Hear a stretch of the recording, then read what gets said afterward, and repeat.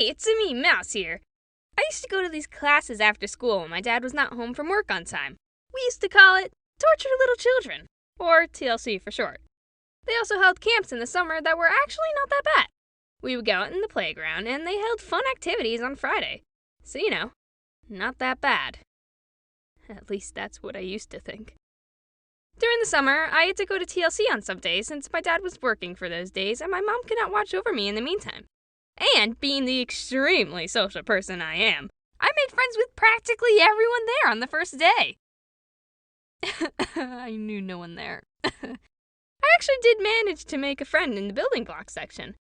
Let's call her Extremely Insane Human Child, or X for short.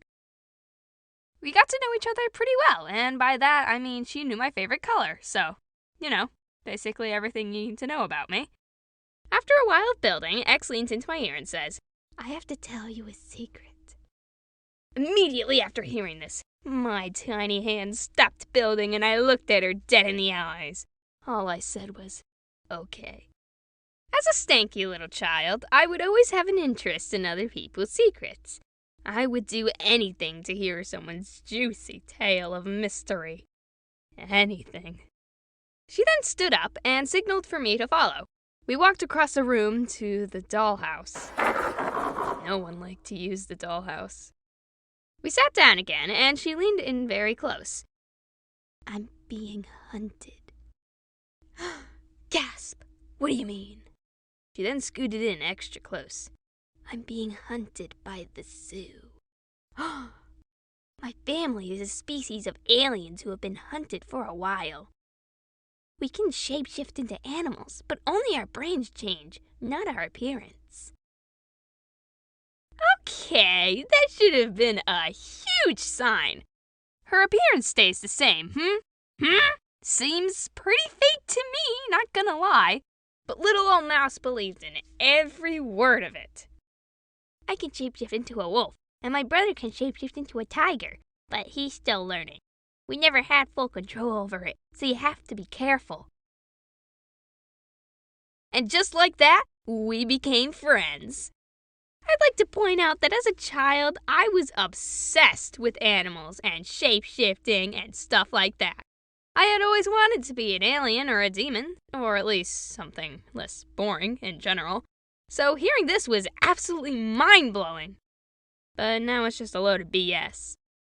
The next day I came in with a whistle since my brother was a referee for soccer. I sat down next to X and we chatted for a bit. She seemed pretty cray-cray, but I was also kind of cray-cray, so I didn't even notice. We go out for recess, and while walking in the halls, I blow my whistle. She immediately turned around, looked at me dead in the eyes, and said, "Stop. Remember, be careful or else." Okay, I'll stop. It's just a whistle, though. But I did not want to stop. It was a very muffled whistle after all, and it was just so fun to blow into.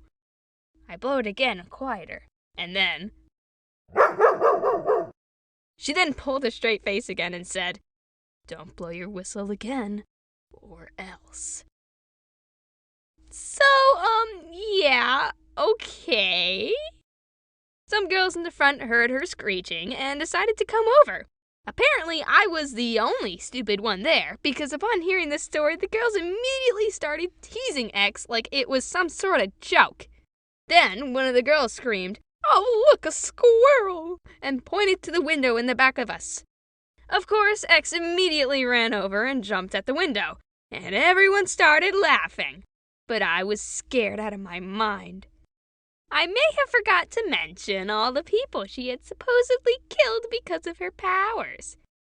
Yeah, like 28 people, but who's counting? We make it outside, and I test my luck with a final blow of the whistle.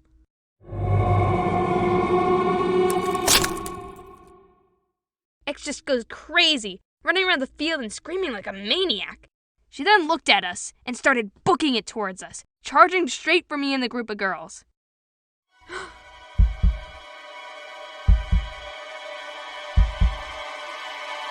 Sit!